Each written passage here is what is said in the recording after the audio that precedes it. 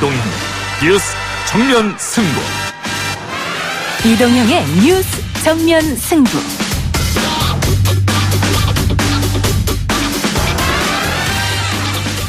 청취자 여러분 안녕하십니까, 이동형입니다. 전북 익산에 있는 장전마을 주민 5명 가운데 1명꼴로 암에 걸려 논란이 일었던 곳입니다. 그런데 집단 암 발병의 원인이 인근 비료 공장에서 내뿜는 발암물질 때문이었다고 하네요.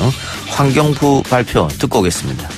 역학적으로 관련성이 있는 것으로 보는 게 타당하다는 전문가들의 의견이 있었고요. 환경부와 전라북도 익산시의 마을 주민들에 대한 피해 구제, 건강관리, 오염원 제거 등 사후관리에 만전을 기할 것을 요구하며 2001년에 지어진 비료공장 사실이 밝혀질 때까지 무려 18년이 걸린 건데요. 그동안 주민 14명이 사망했습니다. 일부에서 장전마을의 조사를 진행해온 김정수 환경안전건강연구소장과 이야기 나눠봅니다. 법원의 이번 판결에 대해서 존중하고 감사드린다는 말씀을 하고요. 가수 유승준 씨 변호사의 말이었는데요. 서울고등법원은 LA 총영사관이 유승준 씨의 비자 발급을 거부한 것이 위법하다고 판결했습니다. 유승준 씨의 입국길이 17년 만에 열린 건데요. 한 주간의 연애 소식 우리 연애할까요에서 짚어보겠습니다. 방위비 분담금이 공평하고 상호 동의 가능한 수준에서 결정되어야 한다는 것과 The U.S.-ROK alliance is ironclad. 조금 전 한미 국방장관의 공동 기자회견 내용이었습니다. 한미 국방장관은 방위비 분담금은 공평하고 서로 동의 가능한 수준에서 결정돼야 한다고 밝혔습니다. 또 한미 동맹은 흔들리지 않을 것이라고 강조했는데요. 관련 내용 전문가와 함께 짚어보겠습니다. 11월 15일 금요일 이동의 뉴스 정면 승부 시작합니다.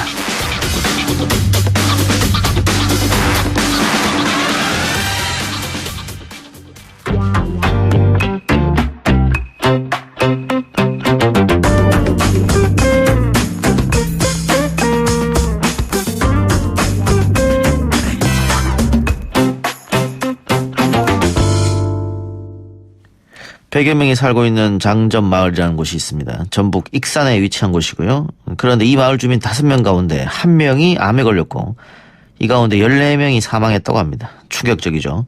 마을 주민을 암 공파로 몰아넣은 건 2001년 마을 인근에 비료 공장이 들어서면서부터였다고 하는데 어제 정부의 공식 발표는 비료 공장이 발암 공장이었다는 거였습니다. 지난 2017년부터 2년여간 장전마을 조사를 진행한 환경안전건강연구소장 김정수 소장 연결해서 자세한 얘기 들어보겠습니다. 소장님 나와 계십니까? 예, 안녕하십니까? 예, 장전마을 문제는 오래전부터 언론에 보도되기는 했는데요. 지금까지 암에 걸린 분이 모두 몇 명이나 되죠? 예, 암 등록 자료를 바탕으로 보면 2001년부터 2017년까지 17년 동안에 22명이 확인이 됐습니다. 22명이 암에 걸렸고 그중에 14명이 사망했고. 예. 예, 근데 주민이 지금 100명 정도밖에 안 되는 걸로 나왔는데, 그렇죠? 그렇습니다. 그중에 22명이 암에 걸렸다 하면 상당한 숫자입니다. 예, 굉장히 많은 숫자고요. 예. 이게 이제 전국 자료하고 장전마을의 이제 암 발생 사례를 비교해 보면, 예. 모든 암 같은 경우에는 2.05배, 또 갑상선을 제외한 모든 암도 2.22배, 또 담낭 및 담도암 16.01배, 기타 피부암이 이제 21.14배 등으로 통계적으로 봐도 장전마을이 굉장히 그 암 발생이 높게 이렇게 나타나고 있는 게 확인이 됐습니다. 예. 다른 평균과 비교해보면 2배에서 최고 25배까지 많다 이 얘기죠. 그렇습니다. 기타 피부암 같은 경우에는 21.14배까지 높게 나왔습니다. 예. 근데 암 중에서도 폐암 환자가 많았다고 하던데요. 폐암뿐만 아니라 이제 그 물질 특성상 피부암 이러한 것들 특히나 자외선 영향을 빼고 예. 기타 피부암에서 이제 높게 나와서 또 피부암으로 인한 또 고통도 많이 그 호소를 했었고요. 예. 통계적으로도 확인된 겁니다. 폐암과 피부암이 많이 걸렸다고 하는 것은 비료 공장에서 내뿜는 독성 연기 그것 때문에 그렇다 그렇게 봐야 됩니까? 예, 그렇습니다. 이게 대기 중에서 이제 오염 물질이 이제 확산되고 거기에 이제 노출이 돼서 이제 이런 질병으로 된 거다 이렇게 볼 수가 있고요.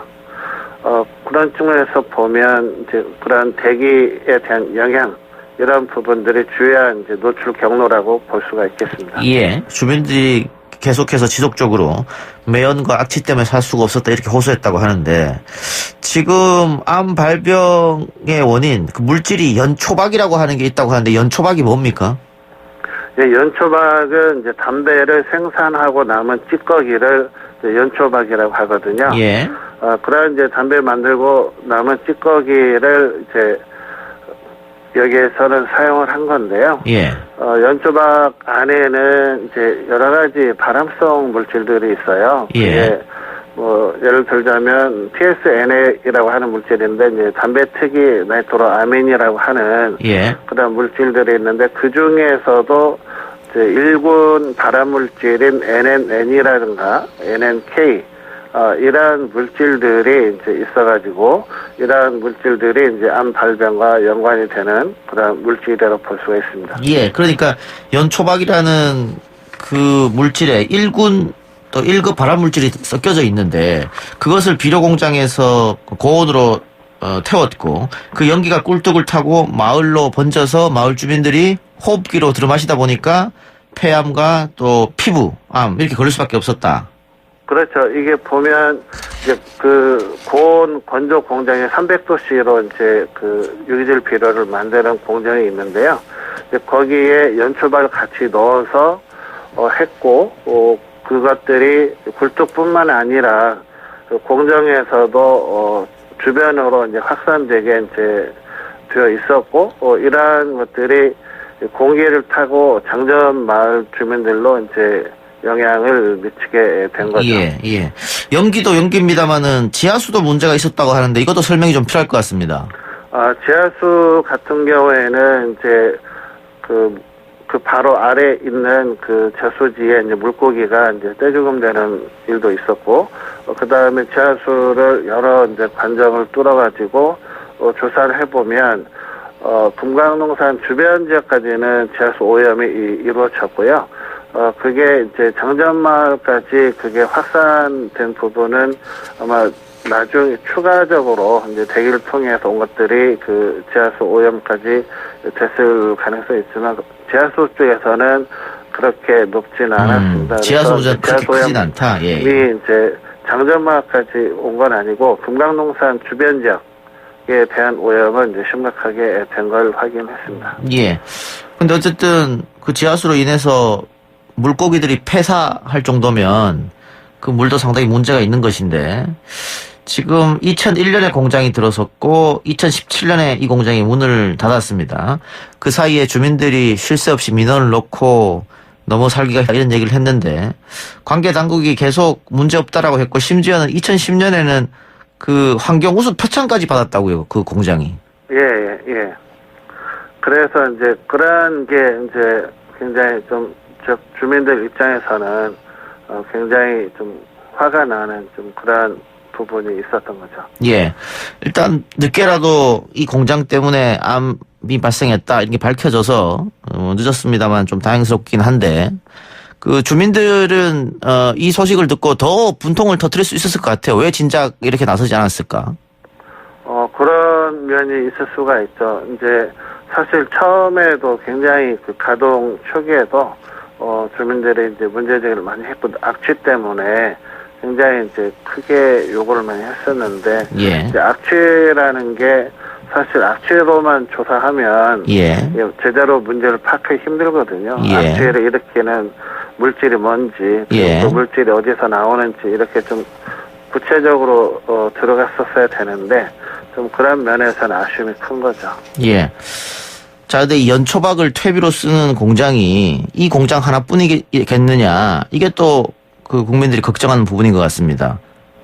이게 이제 구분을 좀 해야 되는데요. 예. 연초박을 퇴비로 쓰는 것은 법적으로 문제가 없고 그 부분 합법적인 부분이고요. 예. 단지 이제 연초박을 그 건조 공장 시켜가지고 유기질 비료로 만드는 게 불법이고요. 예. 이렇게 이제 불법으로 한 사례는 금강농산이 유일한 사례였고 저희가 나머지 이제 연초박을 사용해서 퇴비를 만드는 공장들도 확인을 다 했는데요. 다행히 지금 그렇게 건조공제에 넣은 사례는 지금 없었고, 그래서 금강농산 하나가 유일하게 그 연초박을 이제 건조공제에 넣어서 유기질 비료를 이렇게 만들었습니다. 예. 그런 측면에서 이제 금강농사 문제가 있고, 나머지 그러면 이제 퇴비로 사용하는 부분에서는 또 문제가 없겠느냐, 이런 부분에 대해서도 익산에 다른 그 퇴비로 사용하는 그 공장이 있었는데, 이제 그런 부분에 대해서도 추가적으로 문제가 없으면 없는 것을 좀 확인하는 예. 추가적인 조사는 필요하다고 보입니다. 예. 그러면 앞으로 우리 주민들은 어떻게 할 생각이십니까? 일단 연기로 인해서 공장의 연기로 인해서 암이 발병했던 인가 과정은 밝혀졌고 벌써 14분이나 사망하셨단 말이에요. 앞으로 예. 어떤 대책을 세우실 생각이십니까? 지금 이제 환경부에서는 그 익산시에 이제 추가적인 사후 대책 부분들을 지금 협의하고 있는 것으로 알고 있고요. 예. 주민대책위에서는 지금 소송으로 예. 가서 좀 문제 해결을 하려고 하는 것으로 보여지고, 저희는 일단 원인을 밝히는데 이제 저희가 거기까지 저희 역할이고, 또 나머지 부분들은 주민들이 또 해결할 또 부분인데요. 저는 아무튼 그 과정에서 주민들의 공동체가 잘 좀 훼손되지 않고 잘 이렇게 예. 유지될 수 있도록 하면 좋겠다. 예. 그런 소망을 갖고 있습니다. 예. 근데 그 공장이 벌써 문을 닫은 상태고 또 소송으로 가면 또 몇 년 시간이 걸릴 텐데 그 사이에 또 돌아가신 분이 생길 수도 있는 문제고 하니까 쉽게 풀릴 문제는 아니네요. 알겠습니다. 소장님 오늘 인터뷰 감사합니다. 예, 감사합니다. 예, 지금까지 환경안전건강연구소장 김정수 소장이었습니다. 네, 1부 순서 마치고요. 예, 저는 2부 우리 연예할까요? 그 사이에 축구 이야기 잠깐 해보겠습니다. 딱딱하고 지루한 뉴스가 소설보다 흥미진진해지는 새로운 경험. 놀라셨죠? 이것이 바로 이동준의 뉴스 정면 승부.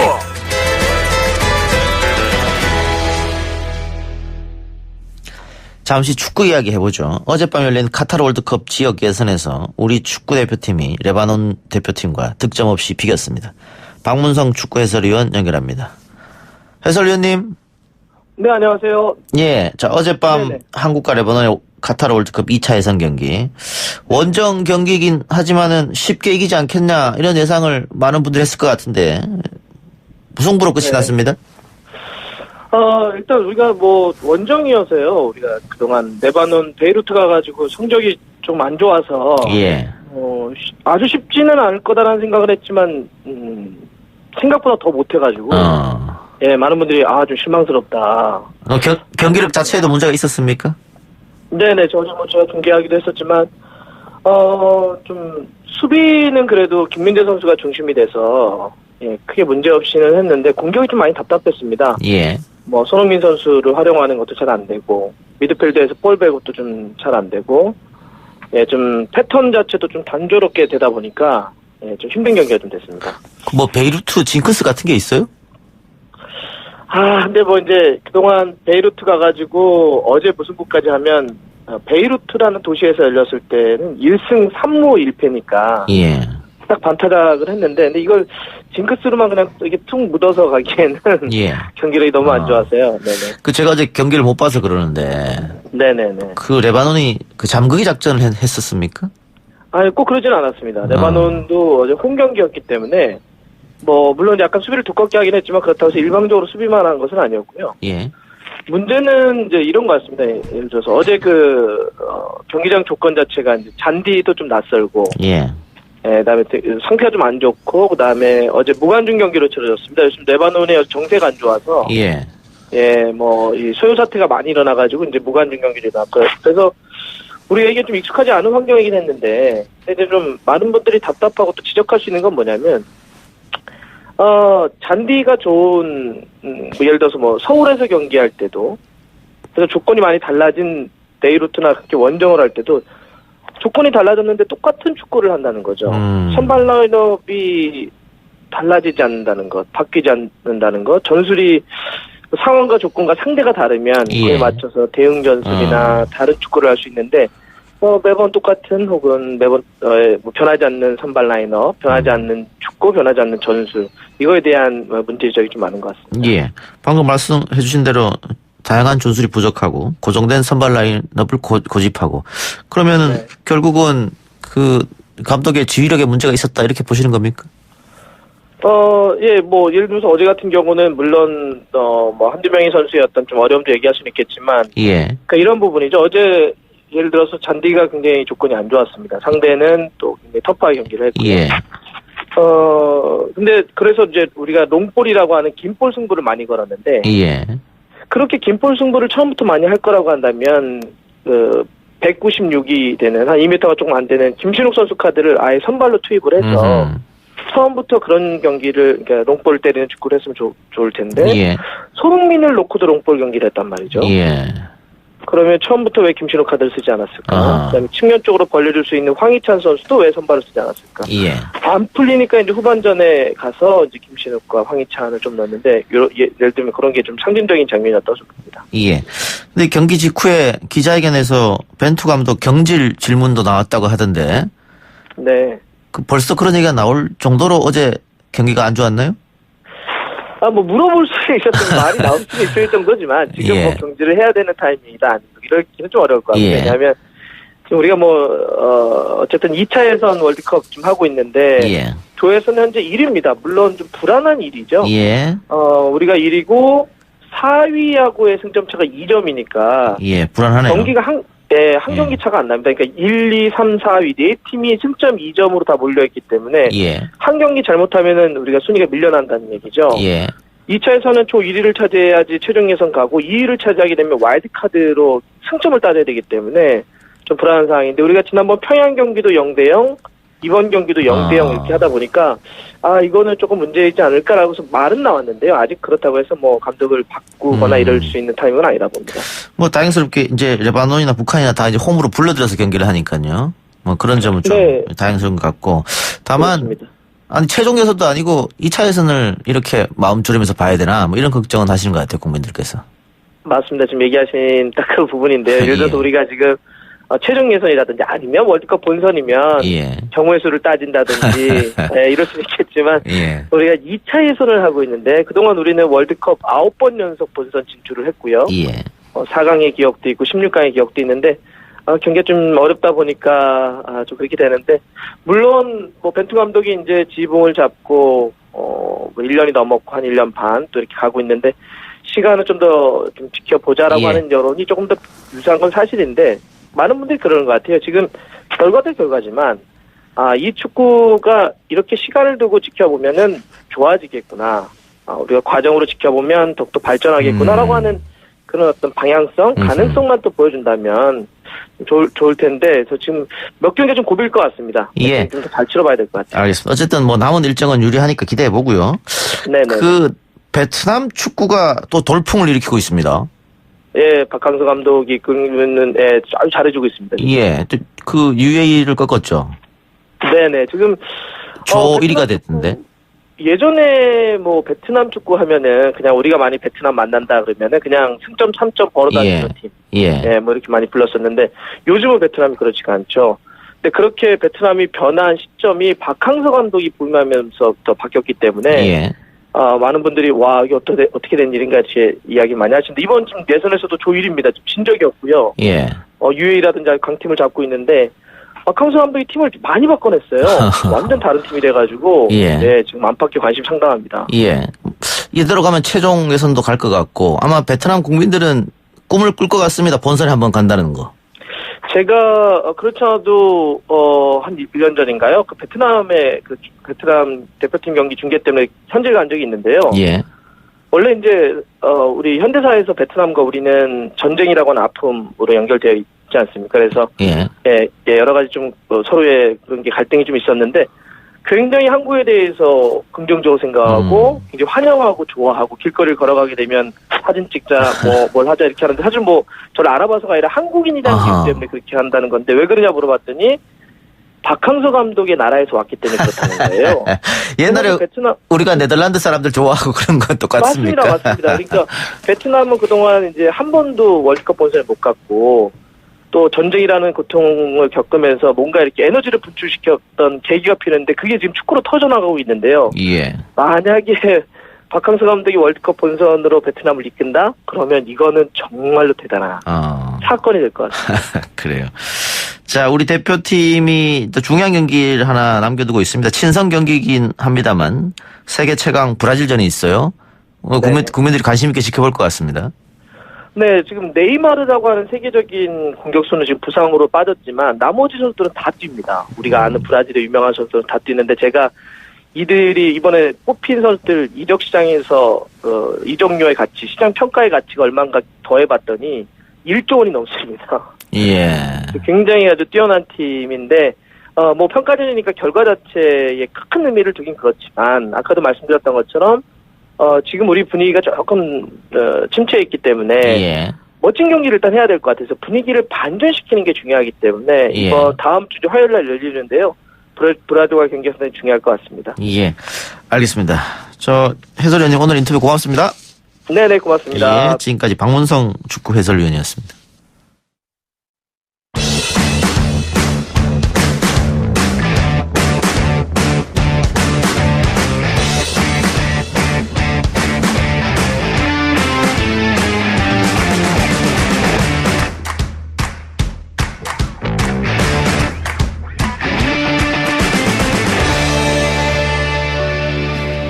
매주 금요일 이 시간 연예 뉴스 듣는 시간입니다. 우리 연예할까요? 테나시아 김하진 기자 나왔습니다. 어서 오십시오. 안녕하세요. 예.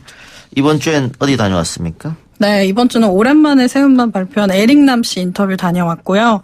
에릭남 씨 이번에 음반이 좀 특이한 게 영어로 다 만든 음반이에요. 그래서 제목, 가사까지 다 영어로 돼 있고 전 세계 동시에 공개를 해서 미국 진출을 좀 노리고 있다고 합니다.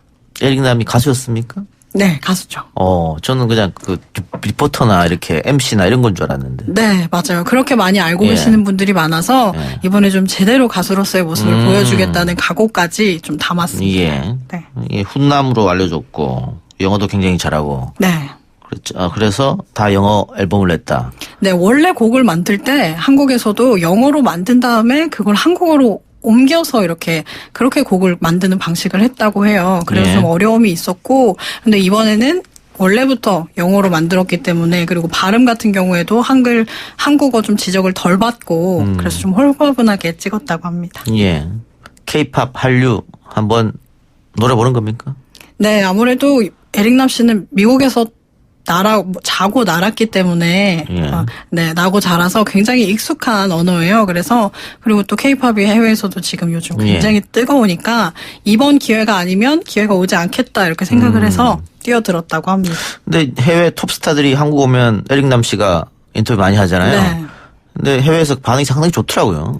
저렇게 인터뷰를 잘하는 사람이 있나 이런. 좀 자연스럽고 소통도 그렇고 그래서 이번에 음반 내기 전에 미국의 라디오를 통해서도 이제 인사를 했는데 통역 없이 깊게 길게 또 대화를 할 수 있으니까 현지 스태프들도 굉장히 좋았다고 이야기를 했다고 합니다. 저도 몇 번 봤는데 굉장히 인터뷰를 잘하더라고요. 네. 저처럼 하더라고요. 네, 물 흐르듯이 하죠. 그래, 하여튼 기대를 좀 해봅시다. 네, 공개가 됐고, 근데 영어로 된 가사라서 이렇게 와닿는 데는 좀 많이 듣고, 또 영어 듣기 평가하듯이 좀 들어야 되겠지만, 노래 자체는 굉장히 좋거든요. 근데 과거에는 예능 프로에도 많이 나오던데 요즘은 좀 안 보이는 것 같아요?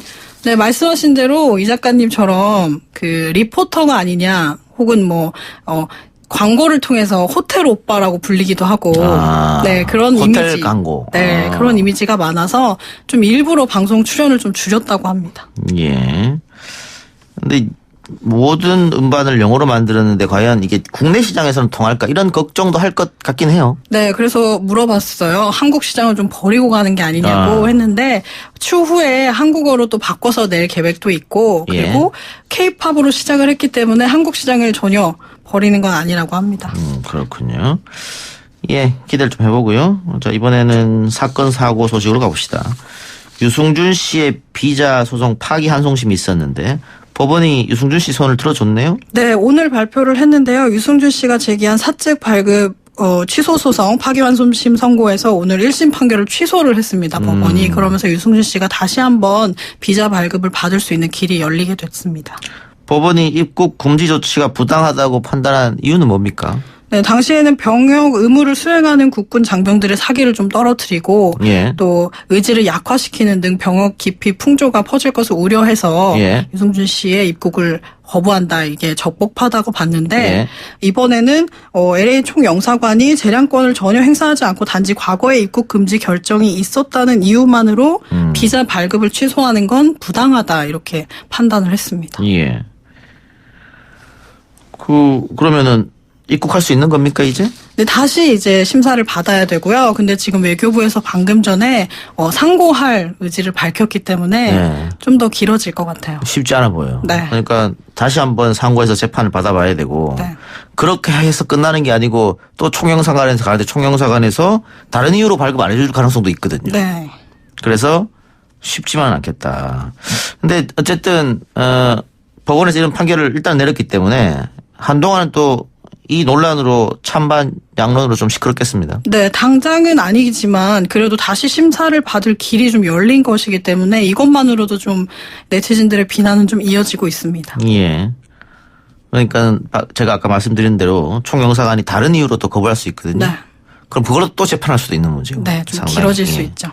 유승준 씨는 이번 판결에 대해서 입장을 내놓은 게 있습니까? 아직 입장을 밝히지 않았고요. 법률 대리인층이 유승준 씨와 이야기를 한 다음에 공식 입장을 내겠다 이렇게 밝혔습니다. 예. 유승준 씨가 저랑 동갑이에요.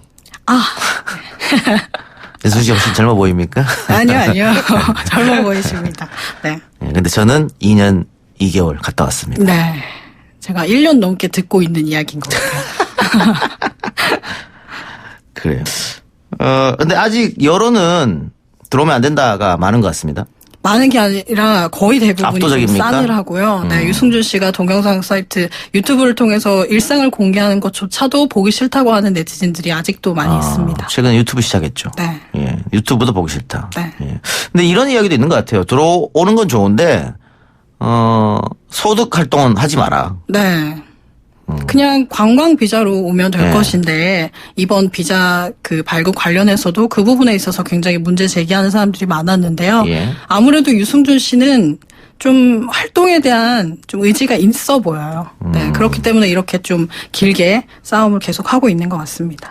알겠습니다. 어쨌든 완전히 결론이 나기까지 시간이 꽤 걸릴 것 같아요. 네. 예. 뮤지컬 배우 김호영 씨 활발한 활동 중이었었는데 요즘 뭐 TV에서도 나오고. 네. 근데 동성 성추행 혐의로 피소됐다. 어떤 일이 있었을까요? 네, 지난 9월 24일 자동차 안에서 김호영 씨가 남성 A 씨를 성추행한 혐의로 피소됐다고 보도가 됐는데요. 예. 김호영 씨는 스케줄상의 이유로 아직 소환 조사에 불응하고 있다고 밝혀졌고 최근의 입장에서는 이제 성추행은 사실 무근이고 경찰 조사를 성실하게 받겠다고 밝혔습니다. 예, 김호영 씨가 성추행은 사실 무근이라고 했는데 그 피해를 봤다고 주장하는 분이 그 김호영 씨가 나눴던 카톡 대화 내용을 공개를 했더라고요. 네, 문자 메시지를 공개를 하면서 서로가 같은 일을 두고 얼마나 다르게 바라보고 있는지가 좀 확연하게 드러났는데요. A 씨 같은 경우에는 성추행을 주장을 하면서 굉장히 상처를 입었고 예. 나에게 진정 어린 사과를 하고 그리고 대중들에게 성 정체성에 대해서 커밍아웃을 해라 이렇게 이야기를 하고 있고요. 이에 대해서 예. 김호영 씨는 당시에 그날의 감정이 자신도 처음 있는 일이어서 굉장히 놀랐고 그런데 주님께 기도드리고 회개하고 반성하면서 지금 마음의 평안을 찾았다 이렇게 답을 했습니다. 우발적인 해프닝이다. 라고 표현을 했죠. 좀 이해가 안 가는 부분이 없지 않아 있습니다만 네. 어쨌든 예. 성 정체성을 드러내라 피해자가 이렇게 주장했다고 하는데 김호영 씨는 거기에 대해서는 뭐 답을 했습니까? 거기에 대해서는 답변하지 않았고 회사 측 입장도 거기에 대해서는 답을 내놓고 있지 않은 상태입니다. 예. 대중들은 어떤 반응을 보이고 있나요? 대중들 역시 성추행 부분이 만약에 사실이라면 법적 처벌을 받아야 되겠지만 성 정체성을 자신이 아닌 다른 사람으로 인해서 커밍아웃 해야 되는 거는 사실 그렇죠. 부당하고 있을 수 없는 일이다 이렇게 좀 옹호를 하고 있는 입장이에요. 예. 네. 강제로 당신의 성 정체성을 드러내라. 네. 그렇게 할 자유는 없는 것이죠. 없죠. 예. TVN 드라마 쌉니다 천리다 마트. 천리 마마트. 이게 굉장히 인기 있지 않습니까? 네, 지금 방영 중이고 김호영 씨도 여기 나와서 이제 인기가 좀 더 올라갔었죠. 네. 예. 그리고 복면가왕도 출연할 예정이었는데 여기는 불참했고. 그러면 쌉니다 천리 마마트 이 드라마는 어떻게 돼요? 이 드라마에서는 계속해서 출연을 할 계획이고요. 변동 없이 참여한다고 합니다. 근데 성추행을 했다고 밝혀지면 못할 것 같은데요? 네, 이게 법적인 사실로 드러나면 못하겠지만 지금 상태에서는 김호영 씨는 이제 아니라고 하고 있는 상태이기 때문에 예. 네, 그 경찰 조사 결과를 기다리고 있는 입장인 것 같아요. 제작진은. 네. 그렇군요. 이거 결국은 뭐 경찰 조사 거쳐서 법원으로까지 갈 수도 있겠다는 생각이 드네요. 또 다른 사건입니다. 유명 래퍼 도끼 씨가 물품 대금 미납으로 미국 소재 주얼리 업체로부터 고소를 당했다. 이건 또 뭡니까? 네, 래퍼 도끼 씨가 미국 소재 주얼리 업체 A사가 도끼 씨를 상대로 물품 대금 청구소를 제기를 했고요. 소장에 따르면 A사가 도끼 씨에게 물품을 주얼리, 보석 등의 것을 주고 그 대금, 입금을 받아야 되는데 이게 상당한 금액이에요. 2억이 넘는 금액인데 도끼 씨가 다 지급을 하지 않고 차일피일 미루고 있다고 해서 소송을 제기한 사건입니다. 어느 정도 금액이 돼요? 2억 원이 넘고요. 일단 지금 남은 금액은 4천여만 원인데 그걸 지금 미납 중인 것으로 밝혀졌습니다. 나머지는 갚았고? 네, 조금씩 갚았는데 이제 4천만 원을 아직 갚지 않고 있는 상태인 거죠. 근데 도끼 씨가 네. 내가 뭐 한 달에 밥값만 해도 뭐 몇천만 원이다라는 얘기도 하고 그다음에 굉장히 고급차 SNS에 올려서 자랑하고 뭐 그랬었잖아요. 네. 수입이 굉장히 많다고.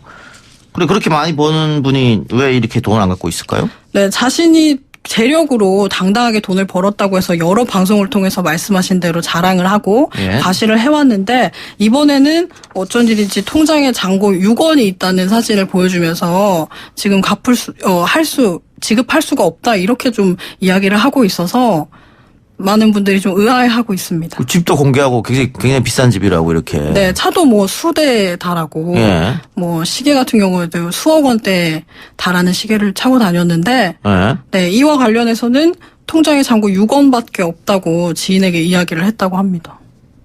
언뜻 이해가 좀 안 가는 부분이네요. 네. 예. 소속사와 도끼는 어떤 입장이에요, 여기에 대해서? 지금 소속사 대표가 도끼로 있기 때문에 도끼가 소속사 대표거든요. 그런데 아직 어떤 입장도 밝히지 않고 있는 상태이고 연락도 닿지 않는 상태입니다. 도끼가 대표입니까? 네.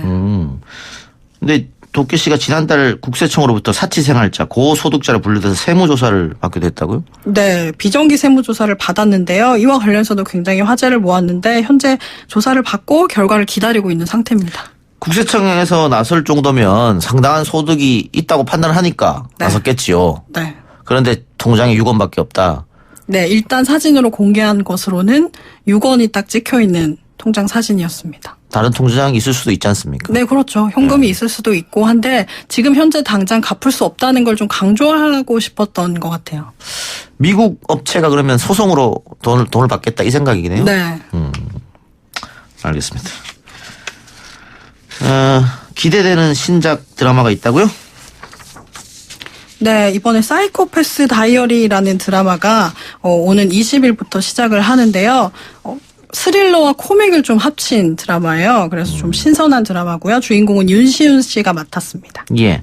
사이코패스 다이어리 제목만으로는 좀 섬뜩한 기분이 드는데 코믹이에요? 네, 예고편을 보면 아실 수 있는데 좀 섞여 있는 느낌이에요. 어쩌다가 목격한 살인사건 현장에서 어떤 남자가 도망치던 중에 사고로 기억을 잃게 됩니다. 근데 이 과정에서 실제 사이코패스 연쇄살인마가 쓴 살인 과정이 담겨있는 일기를 자신이 손에 얻게 돼요. 그러면서 기억이 없으니까 내가 사이코패스 연쇄살인마인가 보다라고 착각을 하면서 일어나는 일들입니다.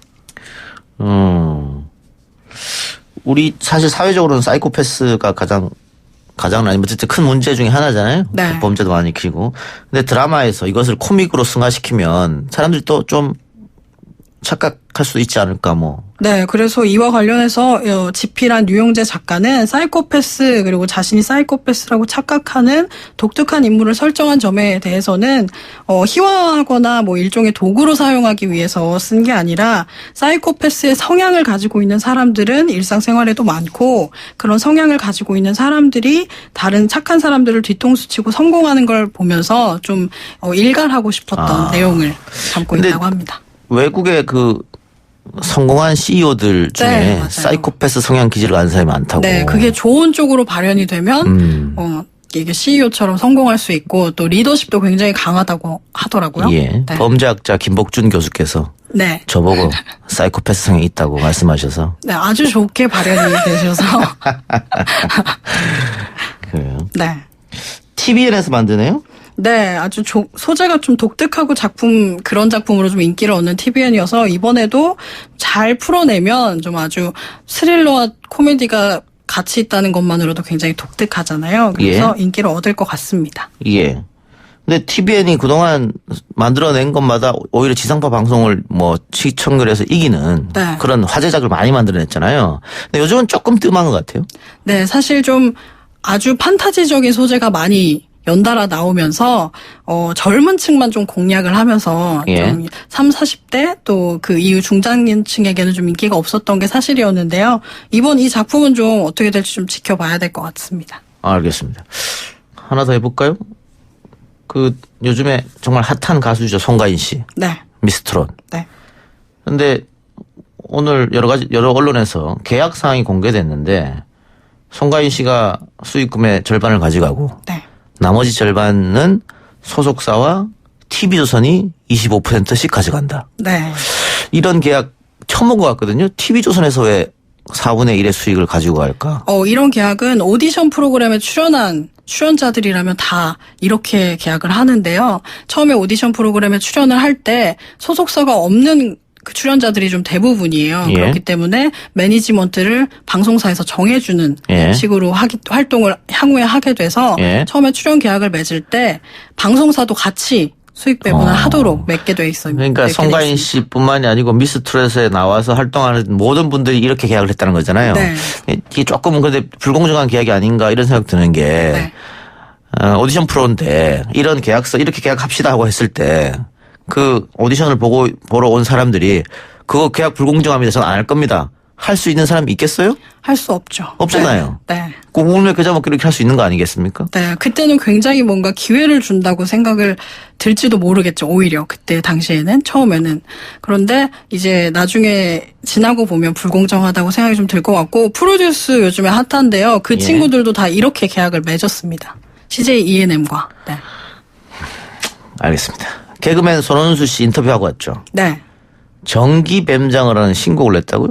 네, 트로트 앨범을 냈거든요. 근데 노래 제목이 전기뱀장어이고요. 김영철 씨 안되나용 작곡했던 작곡가가 만든 곡입니다. 김영철 씨 안 되나요? 네, 안되나용. 네, 코미디언 김영철 씨가 부른. 안 되나 이건 줄 알았습니다. 네, 그게 아니고. 거기에서 좀 영감을 받아 만든 곡입니다. 예. 네. 트로트계의 싸이를 노린다. 음악에 대한 열정이 굉장하더라고요. 그래서 손원수 씨가 네, 만나서 들어보니까 지금 2016년부터 사실 음반을 계속해서 내고 있어요. 그리고 자신이 직접 작사 작곡까지 하고 있기 때문에 그냥 지금 나오는 트로트 음반은 트로트 열풍에 편승하는 게 아니라 실제로 지금 자신이 좀 참여를 많이 해서 음악적인 열정을 다 담아서 만든 곡이어서 네, 편승하는 건 아니라고 계속 강조를 하더라고요. 근데 손원수 씨도 그렇고 요즘에 개그맨들이 설 자리가 많이 없습니다. 코미디언들 다 마찬가지입니다만. 그러다 보니까 뭐 노래도 하고 행사 사회도 하고 뭐 이런 게 아닌가 싶어서 그 개그 프로나 코미디 프로가 조금 더 지금보다 좀 생겼으면 어떨까 그런 아쉬움도 드네요. 네, 아쉽죠. 네. 알겠습니다. 김아진 기자 오늘 여기까지 하죠. 네, 다음 주에 뵙겠습니다. 네, 저는 뉴스 듣고 6시 10분에 돌아오겠습니다. 글쎄 안 들려 들을 뉴스 없어 아무 뉴스도 귀에 들어오지 않아 듣고 또 들어도 들을 뉴스 없어 만든 게 이 프로야 이동영의 뉴스 정면 승부.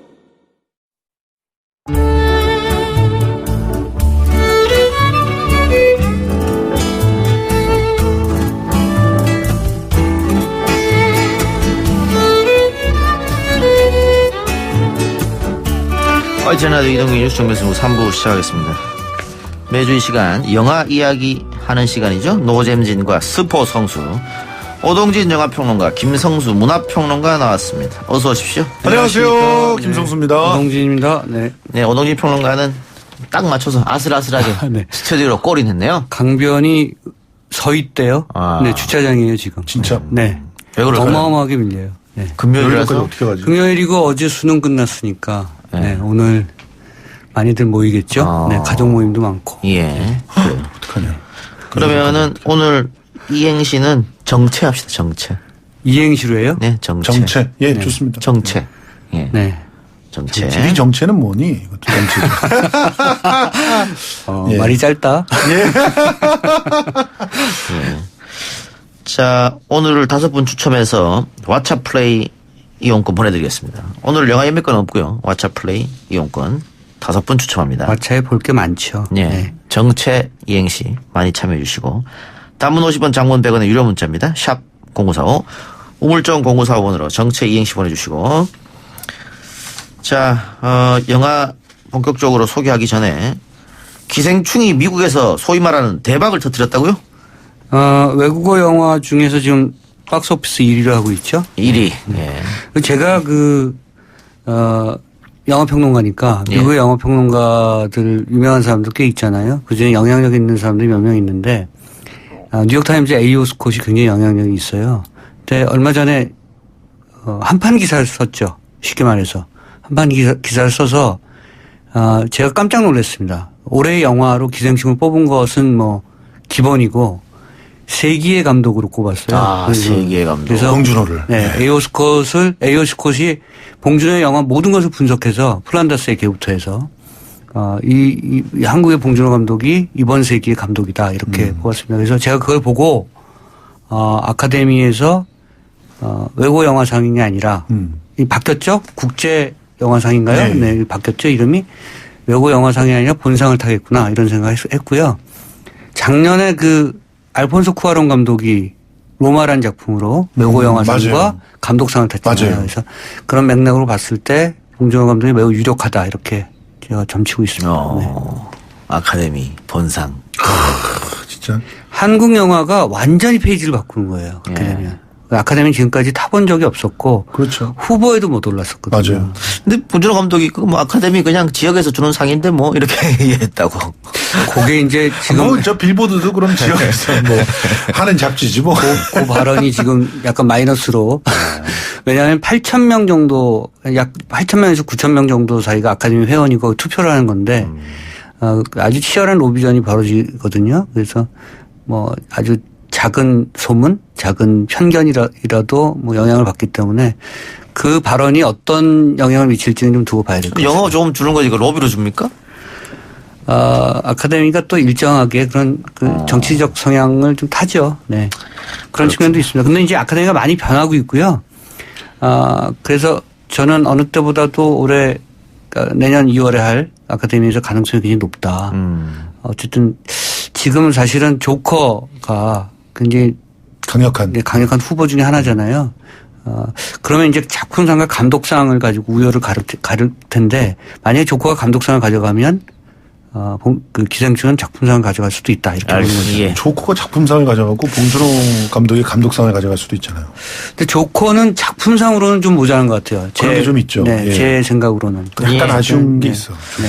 그래요. 그리고 특히 극 중에 박소담 씨가 부른 제시카 징글 이것도 큰 인기여서 좀 미국 사람들이 티셔츠도 만들어서 자기들끼리 따라 부르고 노래도 따라 부르고 티셔츠도 팔고 그렇다고 하는데 일단 우리 제작진이 기생충 제시카 노래를 준비했다고 하니까 들어봅시다. 들어보고 봅시다. 제시카 외동딸 일리노이 시카고 거선배는 김진모 그는 이사중. 예. 들었습니다만 멜로디가 독도는 우리 땅 멜로디예요. 그래서 원곡을 찾아가지고 그걸 배우고 있대요. 그러니까 그래서 이 디테일 봉준호 감독이 이것도 노리고 넣지 않았냐 이런 얘기까지. 이제 저는 야 진짜 그렇다면 진짜 소름 돋는다. 이거는 독도에 대한 외교전에 대해서 최고죠. 최고의 그냥 한 방이 된 거죠. 또 확대 해석을 또 설마. 근데 이제 한국의 감독들이 정말 컨텐츠를 잘 만든다 이런 생각을 다시 한번 하게 만드는 대목이죠. 이런 그 뭐랄까요 이렇게 후렴구가 좋은 노래를 삽입해서 이 영화의 어떤 한 대목을 아주 각인시키는 거잖아요. 예. 그런 측면에서는 봉태일의 어떤 그런 특성이 잘 살아난 대목이 아닌가 싶습니다. 네. 예. 오동진 영화평론가 영화부터 갑시다. 오늘은 어떤 영화입니까? 저는 프란치스코 교황에 대한 얘기, 예. 프란치스코 맨 오브 히스 워드라는 그런 작품을 골랐습니다. 아직 개봉은 안 했는데요. 다음 예. 주에 개봉인데 제가 이 작품을 보고 나서 제가 원래 이제 50몇 년 동안 네, 무신론자로 살다가 네, 요즘 살짝 이 프란치스코 교황 때문에 네, 성당에 대한 관심이 부쩍 높아진 건 사실입니다. 제가 이제 우스갯소리로 신문 기자들 중에 국제부 기자들 있잖아요. 국제부 기자가 프란치스코 교황에 대한 그 근황을 가장 많이 접하잖아요. 맞아요. 그래서 오랫동안 성당을 안 나가던 사람이 그 국제부 기자 중에 안 나가던 사람이 프란치스코 교황의 근황을 알게 되면서 나가기 시작했다 다시 뭐 이런 얘기도 있을 정도로 굉장히 영향을 많이 미치고 있고요. 이 다큐멘터리가 프란치스코 교황이 되고 나서의 행적들을 팔로우한 그런 작품인데 독일의 거장 감독이죠. 빈 벤더스 감독이 했습니다. 그래서 빈 벤더스가 사실은 영화 후반부 인생에 지금 다큐멘터리 많이 만들고 있거든요. 피나라는 작품도 만들었었고요. 그러니까 세상을 해석하기보다는 기록하는 기록자 역할로서 이제 좀 물러앉는 그런 경향을 좀 보이고 있고, 빈 벤더스가 프란치스코 교황에 대한 그 철저한 어떤 존경심 이런 것들을 좀 표명한 작품이다 이렇게 볼 수가 있습니다. 예. 프란치스코 교황에 대한 그 에피소드는 굉장히 많잖아요. 네. 그러니까 여기서도 영화 속에서 가슴에 절절하게 다가오는 얘기들이 많고, 우리의 그 개신교 교회들이 좀 교회 목회자들이 좀 새겨들을 만한 얘기들이 굉장히 많습니다. 예컨대 그 프란치스코 교황이 뭐라고 말씀하시냐면, 부를 희망하는 교회에는 예수님이 계시지 않습니다. 이걸 반복해서 말씀하세요. 저도 존칭을 써서 말씀드리는데, 부를 희망하는 교회에는 예수가 계시지 않는다. 근데 국내에 부를 희망하는, 그러니까 재물을 추구하는 교회가 굉장히 많잖아요. 예. 세습한 교회도 많고, 예. 뭐 등등등등 재산 싸움하는 그런 교회도 많고, 그래서 그런 목회자들이 새겨들을 만한 얘기일 뿐만 아니라 우리 세속적으로 살아가는 모든 사람들이 귀감이 되는 얘기들을 그 어록들이 너무나 많이 나오기 때문에 사실은 이 다큐멘터리는 반성과 성찰을 요구하는 사람들이라면 눈물 없이는 볼 수 없는 그런 작품입니다. 제가 최근에 본 다큐멘터리 중에서 정가원 목사한테 권해야 되겠네요. 보지도 못할 거예요. 그렇겠죠. 네. 예. 종교와 상관없이 충분히 볼 수 있는 그런 그렇죠. 영화죠. 네. 예. 왜냐하면 이런 에피소드 아마 여러분들 다 잘 아실 겁니다. 이제 8살 아이가 소아암으로 이제 죽어가고 있고요. 교황한테 교황하고 통화를 하고 싶다 그래서 얘기를 하고 싶다 그래서 교황이 직접 전화를 해요. 그런데 이제 애가 처음엔 자고 있다 그래서 교황이 전화를 끊었고요.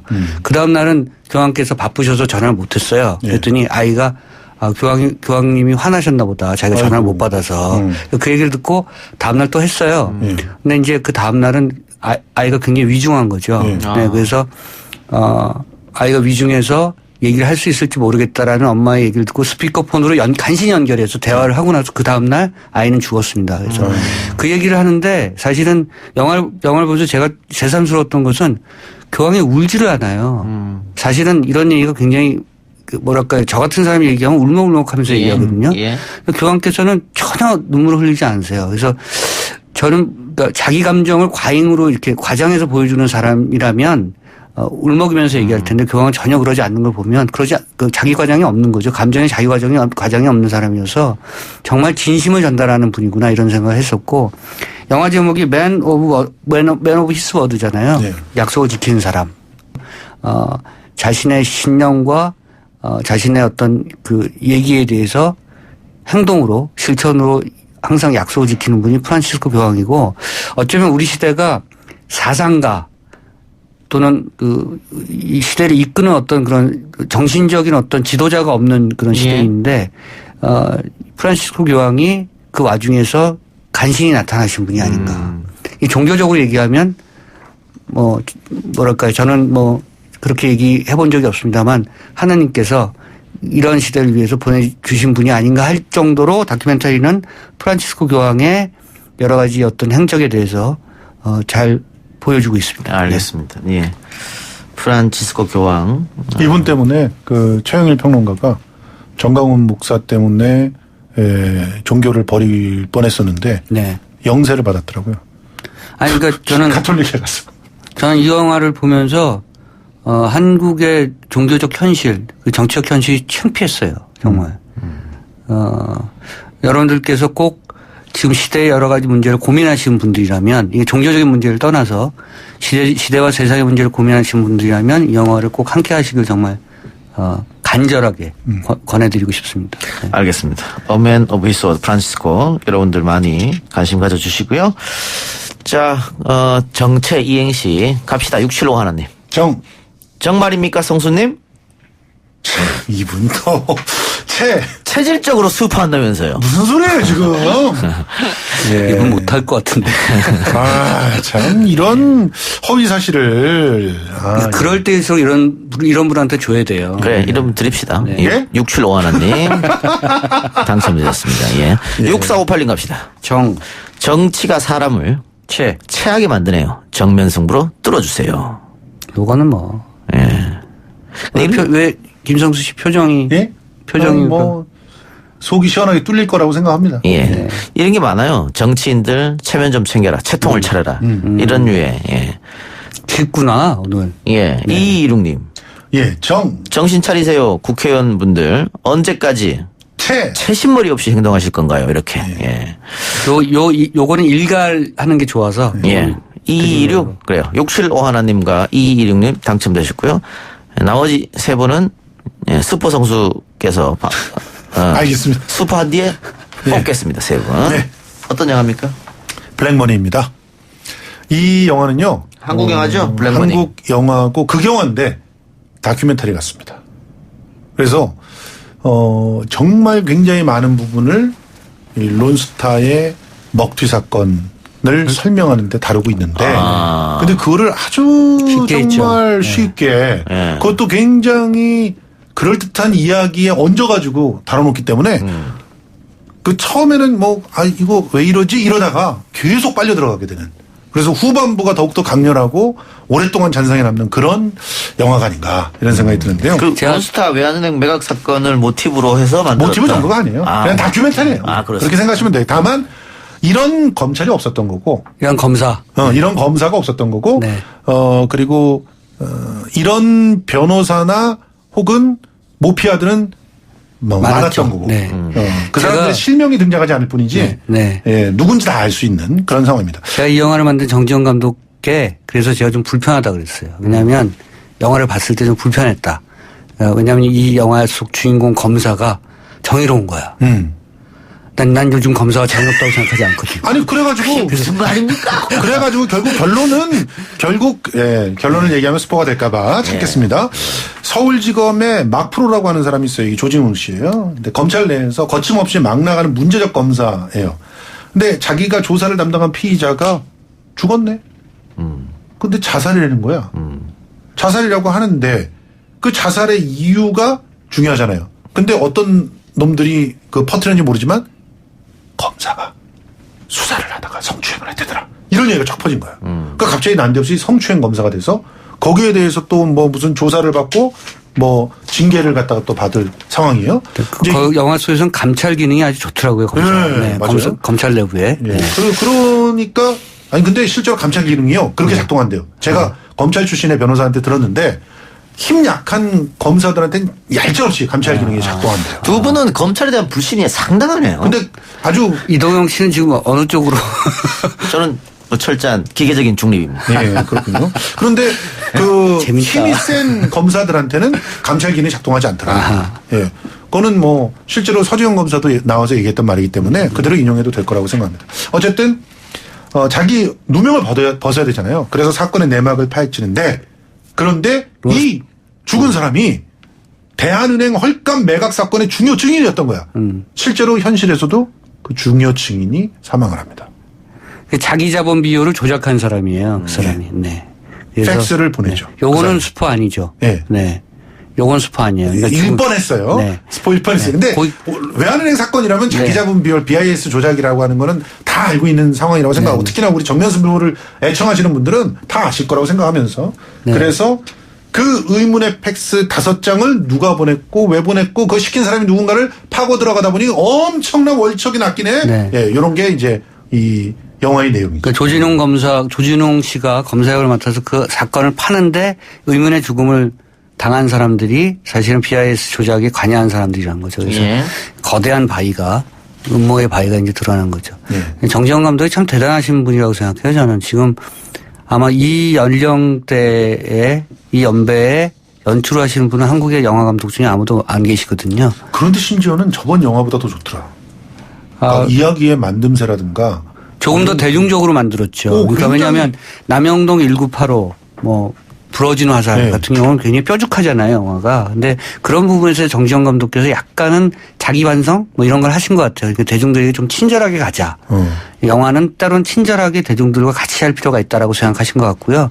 물론 아까 말씀하신 것처럼 정수 씨가 굉장히 론스타 문제가 사실은 경제적으로 어려운 문제일 수 있잖아요. 굉장히 복잡한 문제죠. 그런데 이걸 굉장히 쉽게 풀었어요. 그래서 누구나 다 론스타 헐건 매각, 외환은행 헐건 매각 사건이 정체가 저거구나라는 걸 정확하게 알 수 있게. 어렵지 않게 풀었다. 경제 이야기지만. 어렵지 않을 뿐 아니라 심지어는 굉장히 스토리가 재미가 있어요. 그러니까 부러진 화살이라든가 남영동 같은 경우가 좀 나름대로 아쉬웠던 거는 스토리의 어떤 그 몰입감? 이런 것들이 좀 없단 말이에요.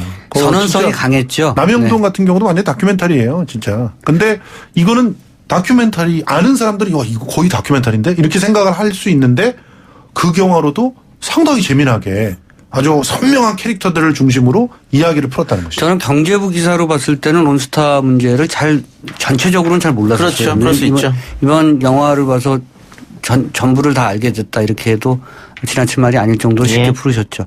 1946년생인데요. 정지영 감독. 지금 70대가 넘으셨죠. 근데 기묘하게도 미국의 올리버 스톤하고 나이가 같으세요. 올리버 스톤도 그러니까 두 분이 굉장히 비슷한 어떤 조류를 타고 계시다고 생각하거든요. 그러니까 굉장히 뾰족한 영화. 올리버 스톤도 베트남 3부작 같은 거 만들면서 미국 사회의 진면목을 고발했던 그런 감독인데 뒤에는 월스트리트 같은 거 만들어서 좀 미국 경제 문제에 대해서 좀 손쉽게 접근하려고 했었잖아요. 아마 정지영 감독도 그런 트렌드를 좀 가져가고 계시지 않나 하는 그런 생각을 해보고 있습니다. 알겠습니다. 박스 오피스 1위라고요? 벌써부터? 예. 근데 저는 1위가 아깝지 않은 그런 작품이라고 생각하고 많은 분들이 이 영화를 보고 론스타 사건에 대해서 정말 제대로 다시 재수사를 하는 그런 일들도 벌어졌으면 좋겠습니다. 론스타가 지금요 우리나라 상대로 소송 걸고 있거든요. 5조를 물어줘야 됩니다. 지면. 방위비하고 비슷하네요. 네. 하여튼 거기서 나오지만 이 론스타의 주주나 주요 이사가 미국의 정치인들과 관련이 있는 사람들이. 지난주에 김성수 평론가가 신의 한수 아주 혹평했는데 오늘은 찬사네요. 아니 일단은 신의 한수에는 캐릭터만 있고 이야기가 없거든요. 근데 지금 이거는 강력한 캐릭터가 이야기를 스스로 잘 직조할 수 있게 만들어진 영화이기 때문에 영화는 이렇게 만들어야 되는 거 아닌가. 알겠습니다. 지난주에 신의 한수에 문매를 때리셨다는 소문이 파다하더라고요. 네. 알겠습니다. 영화계에서 굉장히 저를 싫어하겠네요. 그래요. 나머지 세 분 선정하겠습니다. 7386님 갑시다. 정성을 다해 내보내는 방송 YTN 라디오. 체하지 않게 꼭꼭 잘 씹어서 소화 잘 되게 들을게요. 그러고 보니까 유튜브 수가 정체돼 있다면서요 지금. 구독자 수가. 그런데요. 저는 5만 넘었습니다. 그래요. 7386님. 당첨. 가관이다. 5265님 갑시다. 정치 천재 이동영이 등장한 후로 한국 정치의 체질이 바뀌고 있다. 가관이다 진짜. 5265님 당첨. 4322님도 시적절하지 않습니까? 갑시다. 제가 할게요. 정말 보고 싶어요. 체념하기 싫어요. 대학 합격증. 어제 수능이었죠. 정시를 보고 오신 분들께 선물하고 싶습니다. 알겠습니다. 자, 그러면 432까지 5분 당첨되셨습니다. 당첨되신 5분은 저희에게 샵 0945번으로 다시 한번 다들 주소 보내주시기 바랍니다. 두 분 여기서 그럼 인사하고 다음 주에 뵙겠습니다. 수고하셨습니다. 고맙습니다. 감사합니다. 3부 수사 마치고요. 4부 박원건 한동대 교수와 함께 한미 안보 협의의 내용 정리해서 말씀드리겠습니다. 뉴스 신동 이 작가와 함께하는 비포장 뉴스 해학 뉴스 정면 승부.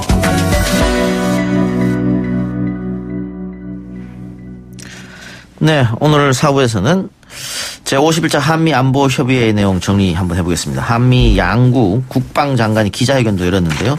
지소미아 방위비 분담금 등 의제에 대한 양국의 입장이 일부 확인이 됐습니다. 앞으로 협상 전망은 어떨지 한동대 박원건 교수 스튜디오에 모셨습니다. 어서 오십시오. 네, 안녕하세요.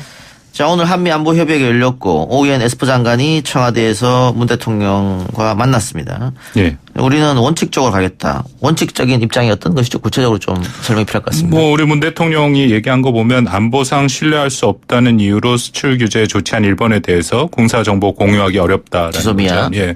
원칙적 입장은 계속 일관되게 나오고 있습니다. 미국이 계속 압박하는 거잖아요, 그런데. 미국이 압박을 하는데 한국의 입장에서는 어쨌든 일본이 한국을 안보적으로 신뢰할 수 없다. 그렇기 때문에 수출 규제, 경제 보복이죠.를 시작을 한 거고 그렇기 때문에 우리가 신뢰할 수 없는 상대랑 가장 중요하고 민감한 군사 정보를 공유할 수 없다. 이제 그게 우리 정부의 기본적인 입장인데 미국은 이 문제를 굉장히 다르게 보고 있는 거죠.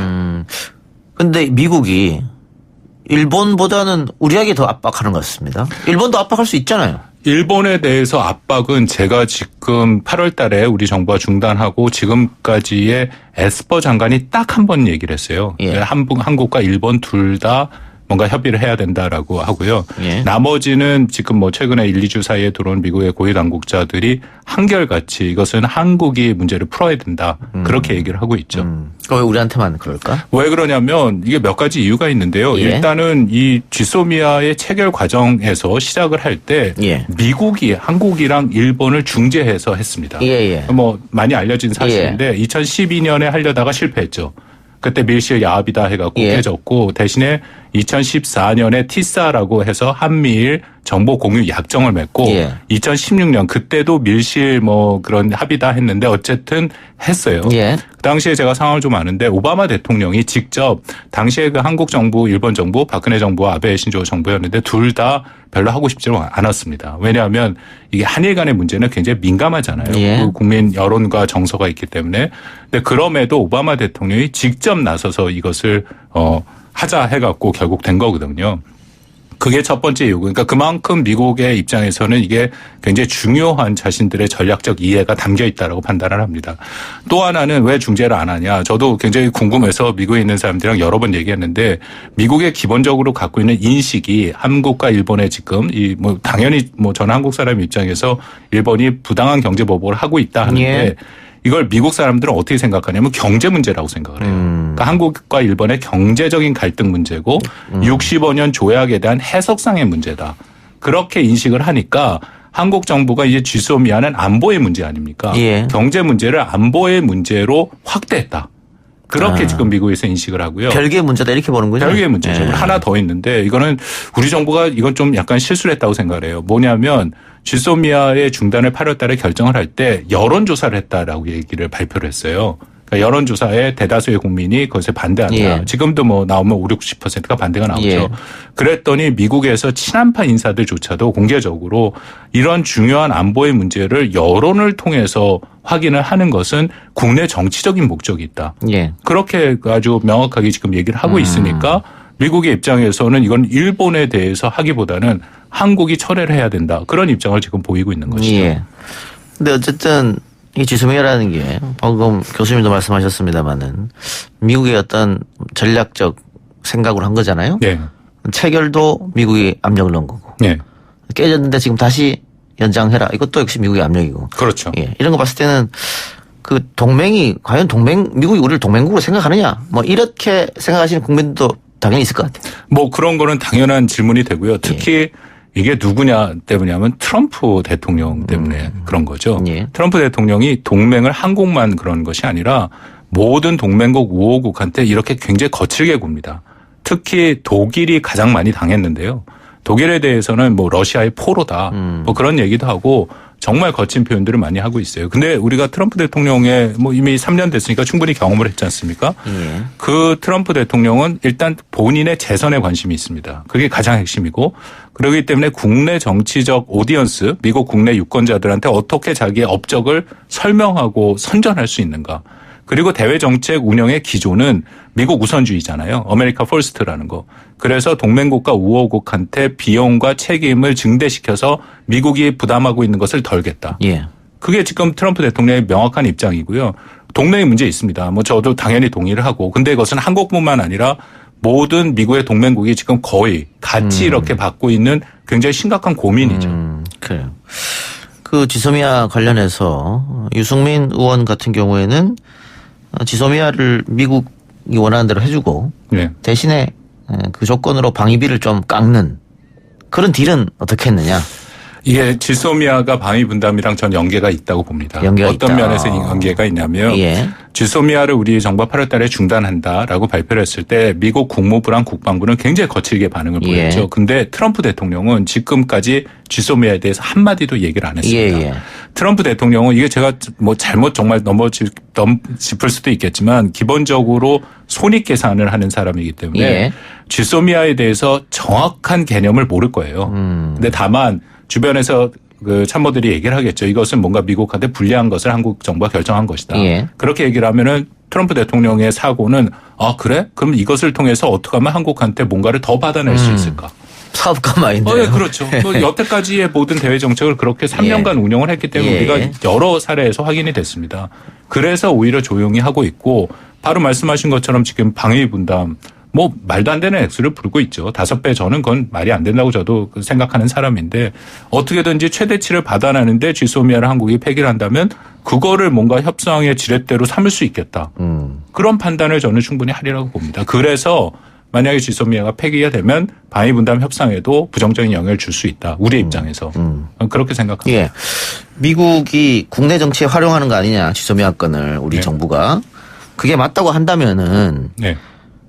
지소미아를 철회를 결정했는데 다시 연장하는 것 쉽지 않아 보이거든요. 우리 정부가. 쉽지 않죠. 예. 그건 또 나라의 국격이 있지 않습니까? 그러니까요. 우리가 명확한 명분이 있는데 그걸 갑자기 지금 돌릴 수는 없다. 그렇기 때문에 뭔가 명분을 만들었어야 되는데요. 아직은 저는 마지막 희망이 있습니다. 뭐냐면 16일부터 19일 사이에 확대 아세안 국방장관 회담이 있어요. 예. 그래서 우리 정경두 장관 가고 에스퍼 장관도 오고 일본에서도 오죠. 그렇게 와서 한 대 만들어서 얘기를 하는 건데 뭐 이거는 제가 뭐 방법입니다만 일본이 먼저 우리를 암으로 신뢰할 수 없다고 얘기를 했지 않습니까? 예. 그걸 철회하는 거죠. 한일 간의 안보 협력은 여전히 자신들을 신뢰하고 유지됩니다. 예. 그걸 이제 미국이 좀 중재 역할을 해줘서 한미일 간의 안보 협력은 중요하다. 아니 그러면 수출 규제를 철회해야 되잖아요. 그러니까 지금 수출 규제까지 가기는 어려우니까 시간도 없고 그래서 일단 안보 협력 차원으로 수출 규제를 한 거니까 그건 그 차후의 문제고 일단 공개적으로 그런 얘기를 하면 대화로 풀어라 일단. 대화로 풀어. 그다음에 우리도 그러면 일본이 우리를 안보적으로 신뢰를 한다면 우리도 안보적으로 신뢰를 하면 지소미아를 할 수 있는 최소한의 명분은 생긴다. 그게 첫 번째고요. 두 번째는 미국이 좀 적극적으로 중재를 해주면 좋죠. 최소한의 명분을 한국과 일본한테 준다면 우리가 조금 한 발씩 반발씩 물러날 수는 있었다. 뭐 그거는 지금 시간이 많지 않아서 얼마만큼 가능할지는 잘 모르겠습니다. 그리고 또 하나는 미국이 적극적으로 트럼프 대통령을 말씀드린 그런 이유로 중재할 생각이 없어요. 제가 늘 좀 아쉬운 게 만약에 오바마 대통령이었으면 어떻게 했을까. 벌써 중재를 했죠. 근데 어쨌든 일본 측도 지소미아가 종료가 된다면은 본인들도 걱정거리가 많을 거 아니에요. 저번에도 뭐 미사일을 2발 쐈니 1발 쐈니 제대로 파악도 못했단 말이죠. 네. 그 일본 측도 원하긴 원할 텐데 계속 이렇게 가는 거를. 뭐 일본은 오히려 더 자신들이 필요하다라는 입장을 계속 얘기를 하죠. 그러니까요. 스가 관방장관 같은 경우에 우리가 얘기를 하면 꼭 받아서 우리는 필요하고 한일 간의 안보 협력이 중요하다. 근데 한국과 일본이 저는 군사적으로 둘 다 이득이 된다고 봅니다. 근데 어느 쪽이 더 되느냐 뭐 그거는 따지기는 쉽지 않은 거고요. 근데 그럼에도 우리는 이걸 폐기하겠다 하는데 일본은 계속 한미일 안보 협력이 중요하다 하는 거는 일본이 미국을 상대로 얘기를 하고 있는 거예요. 그러니까 일본이 워낙 표현이 좀 그렇습니다만 이 사람들이 좀 얕게 하지 않습니까? 그러니까 이게 자신들의 책임은 없다라고 지금 벗어나는 명분을 계속 만들어 온 거죠. 그러니까 자신들을 하고 싶은데 한국이 깨려고 한다. 그 미국이 더 압력 넣어라 한국에게 뭐 이렇게 보일 수도 있겠네요.